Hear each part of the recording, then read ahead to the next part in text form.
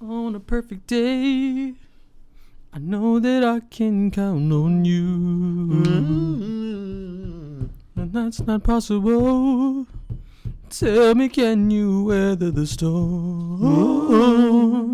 'Cause I need somebody who will stand by me. From the good times, the bad times, you will always be right there. Sunny days, everybody. Tell me, baby, can you stand? Can you stand it? Oh, storms will come. I know. This we know for sure. Can we stand the rain? Yeah. I recorded the whole thing. That was unprofessional.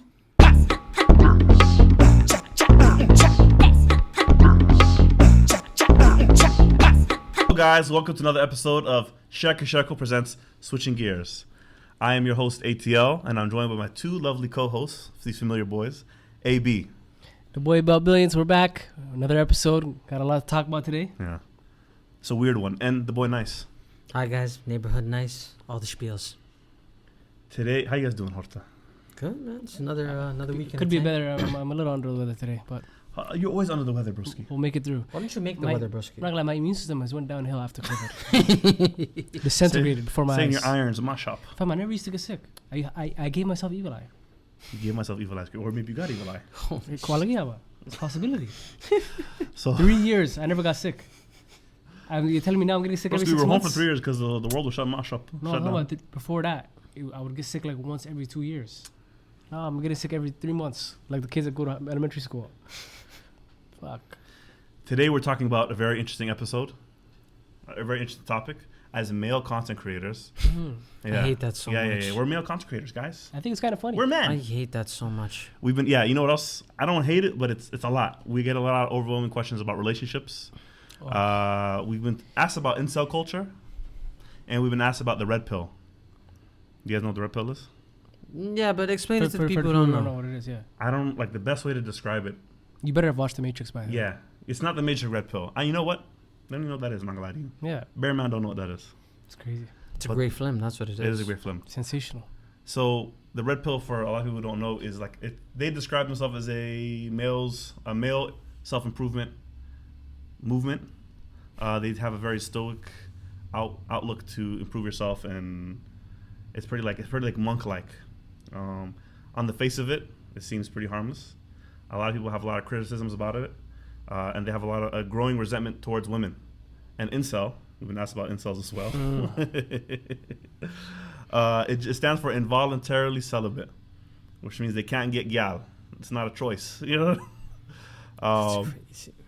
And the thing that combines these two things, it's under this whole scope of the Manosphere. Do you guys know about the Manosphere? You should tell people that don't know. Do you know that? Have you heard of the Manosphere? I'm not gonna lie to you. It's a chronically online thing. It's rather you know what it is or you don't know what it is. Not really.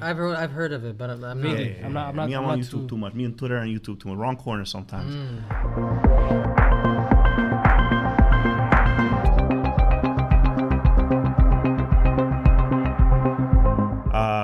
It's just the combination of all the content that makes up the corner of men's content, whether it be Andrew Tate, whether it be Jordan Peterson, whether it be Kevin Samuels back in the day. Those are some controversial guys. It could be a lot of those types of topics.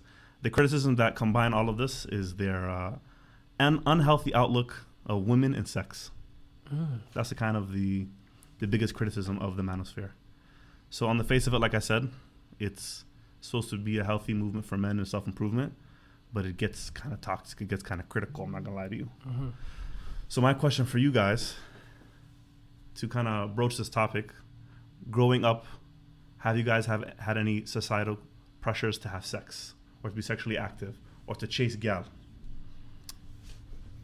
I believe so. Why are you laughing? I believe it doesn't even necessarily have to be about sex, but yeah, chase the women. Just growing up in the environment that we all grew up, which is pretty similar. A lot of the pressure comes from, let's say you're just a guy who hoops, doesn't crack to no girls. When a girl has a crush on you or etc. And for instance, you're just not you're not really interested. You're just living your life. You're young. You know what I mean? There's the overwhelming pressure of, yo, you're a fish, bro.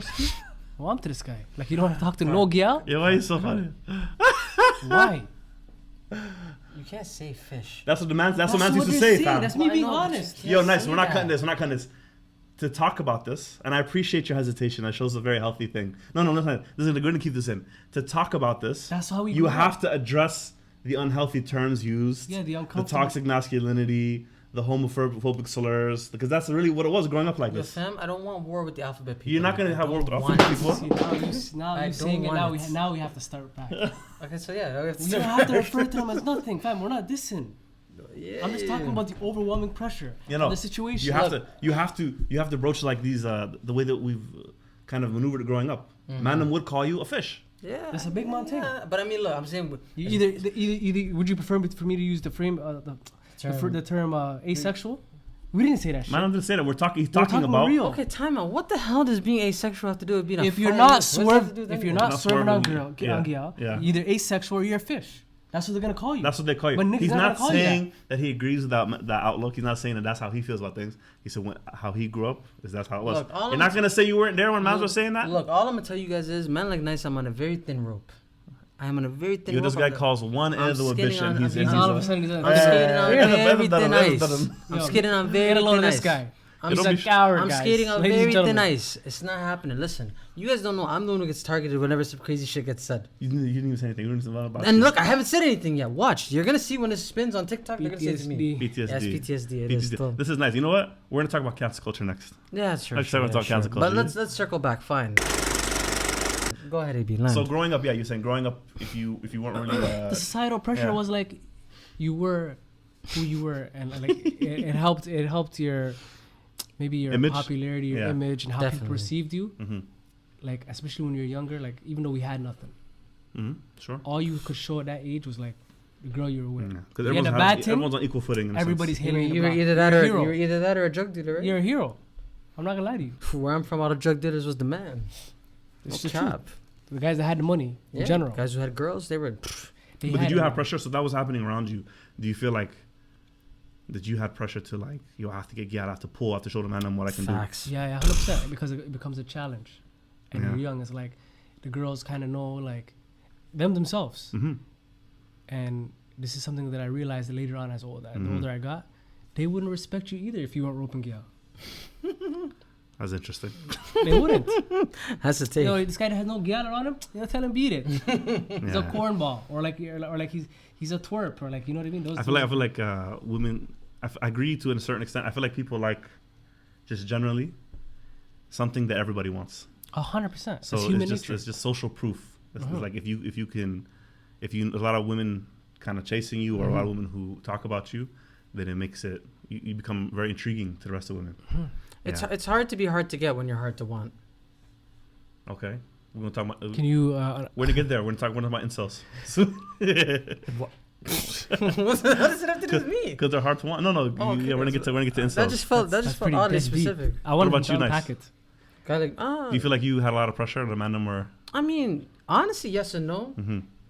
Yes, because as a man, people expect you to like do these things, but at the same time, like the circle of friends I grew up in, none of them were looking at me saying, "Oh, nice has it like that." No, they all thought I didn't have it. They really didn't expect much of me.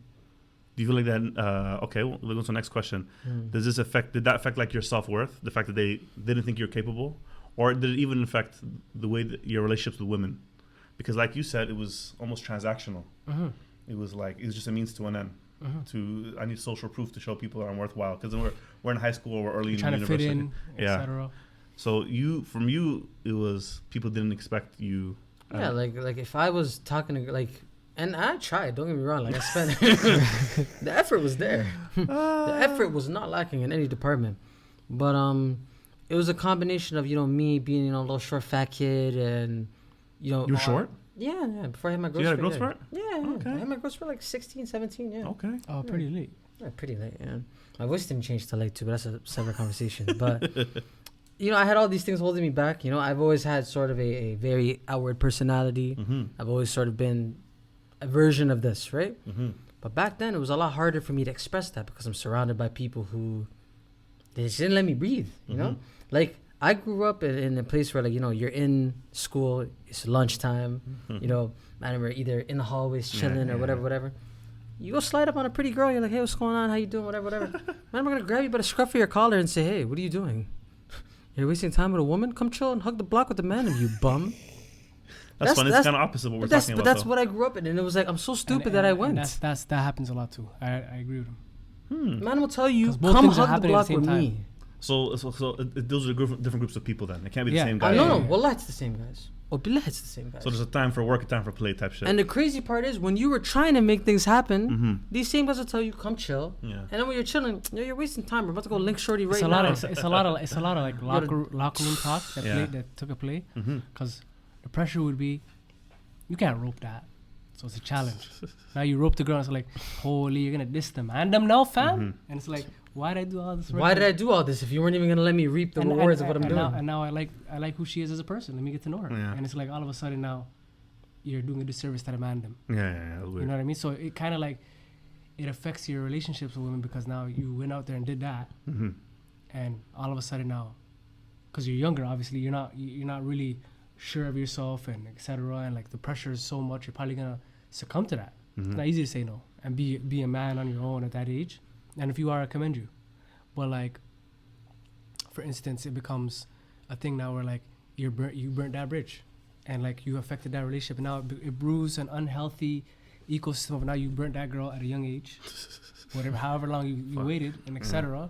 And now, let's say your next relationship now, if it was that easy to walk away, you start to get into that cycle of like, I like this girl, let me talk to her, and all of a sudden I got bored, let me just do what I did last time.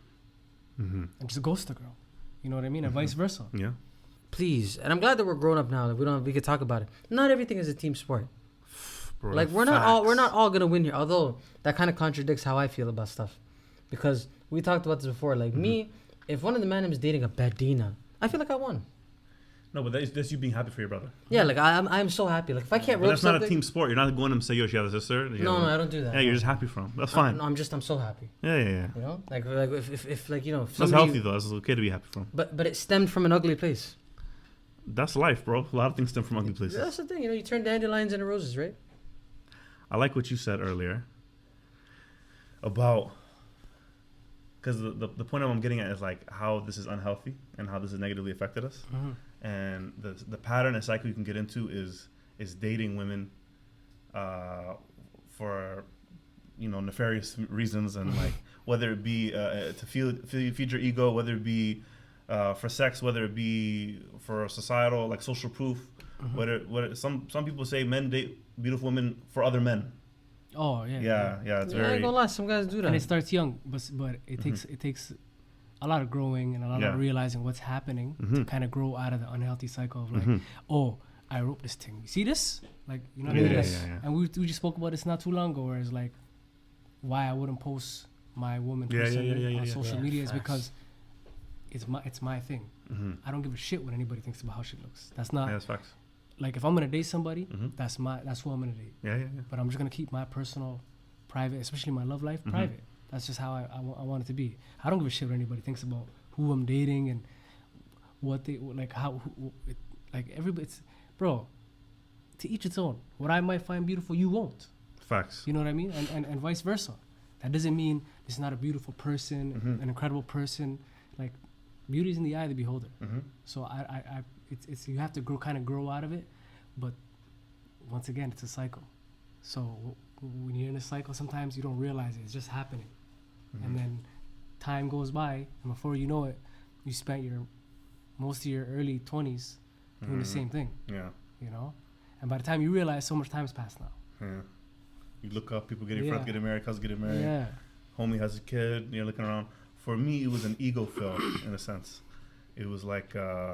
gratification, validation. Gratification, validation, very much so. I was praised for just being a little bit more social. I spoke on this before, being a little bit more social and being a little bit more outgoing and being fearless. That's really what is rewarded in the talking to people in society, right? Just being a little bit more fearless and taking the risk to say the thing that might offend.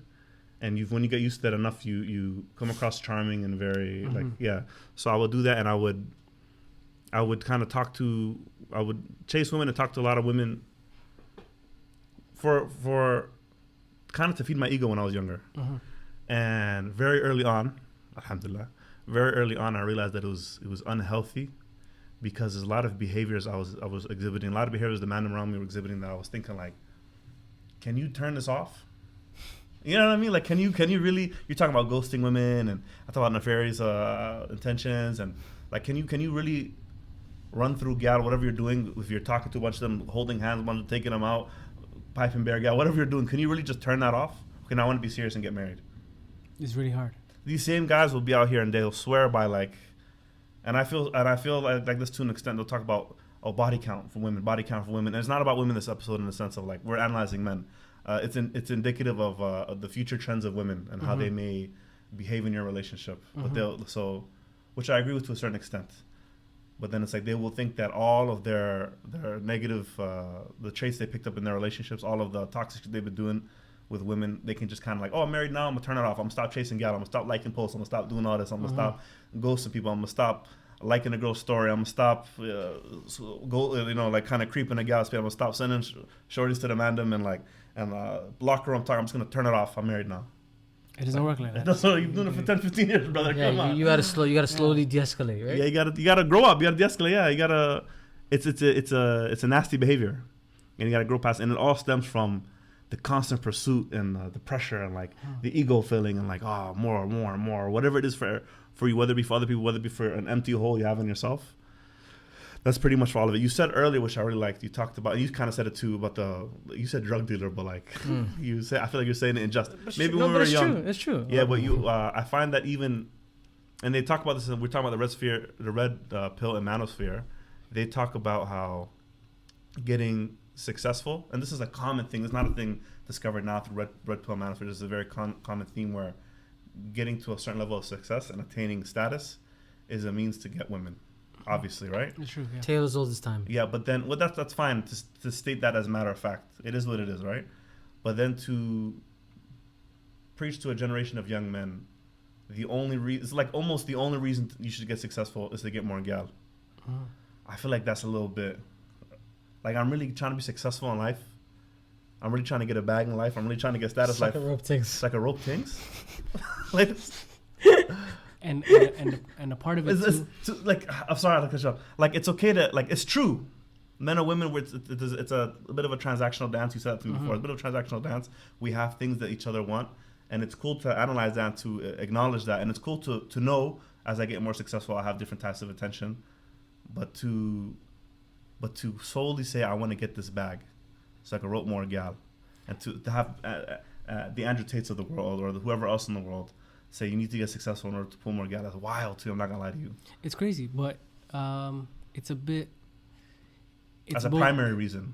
It's fucked up. However, it falls on both men and women. Yeah. Because there are, let's be honest now. Women who reward that behavior. Not only reward that behavior, but you have to be a certain type of nigga or a certain type of dude.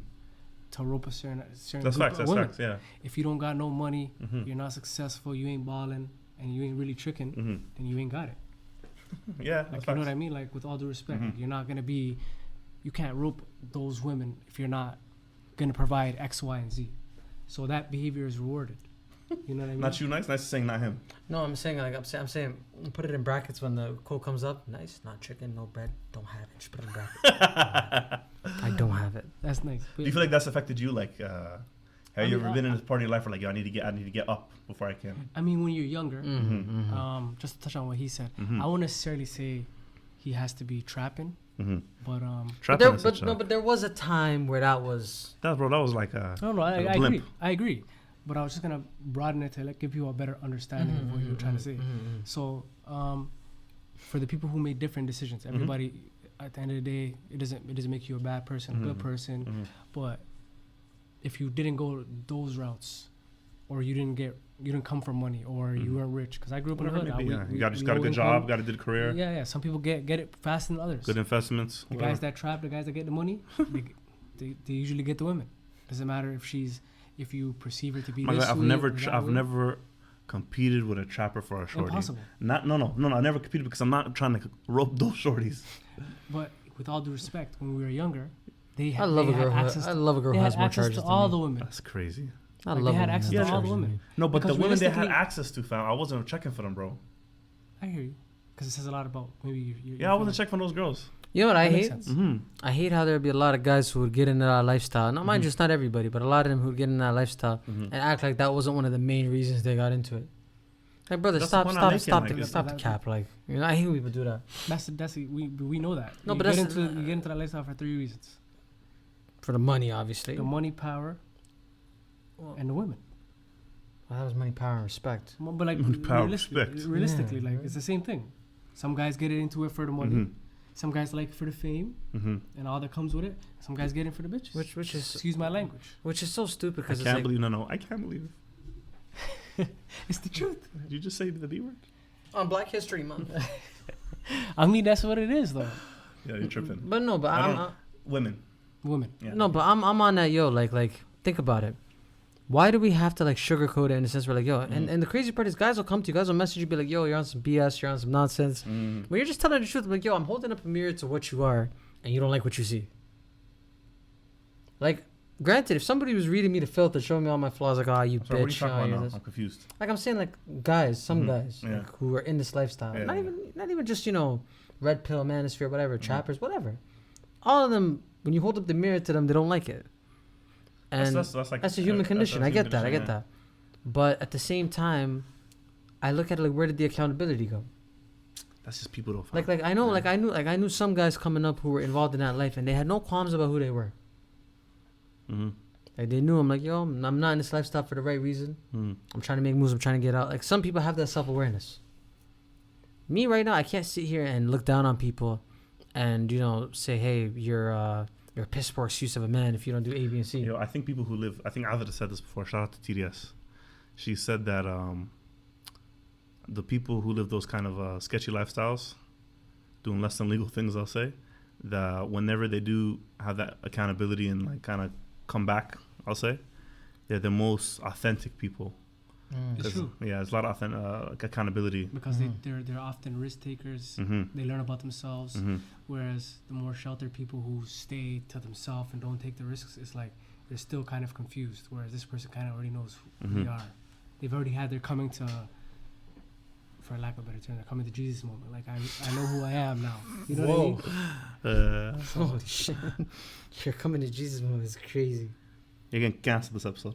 I took it in. You're not beating allegations. There Ever. be no allegations. Ever. It was just a term, figure of speech. And that's why I don't pull no gal neither. Like.